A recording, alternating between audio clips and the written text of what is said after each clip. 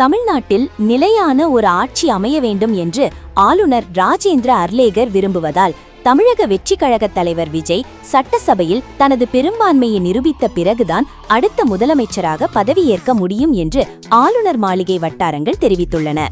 விஜய் எப்போது தனது எம்எல்ஏக்கள் பலத்தை நிரூபிக்கிறாரோ அப்போது அவர் முதல்வராக பதவியேற்கலாம் என்றும் அந்த வட்டாரங்கள் கூறியுள்ளன. இதற்கிடையில் விஜயை உடனடியாக மாநிலத்தின் முதலமைச்சராக பதவியேற்க வைக்க வேண்டும் என்று கோரி தவக ஆதரவாளர்கள் லோக் பவனுக்கு வெளியே போராட்டத்தில் ஈடுபட்டனர். தமிழ்நாட்டில் அரசியல் களம் சூடுபிடித்துள்ள நிலையில் இந்த சம்பவங்கள் நடந்து வருகின்றன. முன்னதாக தவக தலைவர் விஜய் ஆளுநர் அர்லேகரை இரண்டாவது முறையாக சந்தித்து பேசினார். அப்போது காங்கிரஸ் கட்சியைச் சேர்ந்த 5 எம்எல்ஏக்கள் உட்பட மொத்தம் 112 எம்எல்ஏக்களின் ஆதரவு தனக்கு இருப்பதாக கூறி ஆட்சி அமைக்க உரிமை கோரினார். விஜய் தான் போட்டியிட்ட 2 தொகுதிகளில் ஒன்றிலிருந்து விலகுவார். இதனால் 234 உறுப்பினர்களை கொண்ட தமிழ்நாடு சட்டசபையின் பலம் 233ஆக குறையும். அப்போது பெரும்பான்மைக்கு 117 எம்எல்ஏக்கள் தேவைப்படுவார்கள். விஜய்க்கு 112 எம்எல்ஏக்களின் ஆதரவு இருப்பதால் அவருக்கு இன்னும் 5 எம்எல்ஏக்களின் ஆதரவு தேவைப்படுகிறது.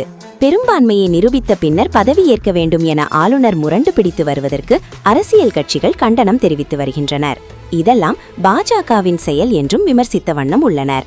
இந்த நிலையில் தமிழக அரசியலில் திடீர் ட்விஸ்டாக திமுக கூட்டணி கட்சிகளான விசிக, இந்திய கம்யூனிஸ்ட் மற்றும் மார்க்சிஸ்ட் கம்யூனிஸ்ட் ஆகியவர்களிடம் ஆலோசனை நடத்திய மு.க. ஸ்டாலின் அவர்களை திமுக கூட்டணியிலேயே தொடருமாறு அறிவித்துள்ளாராம்.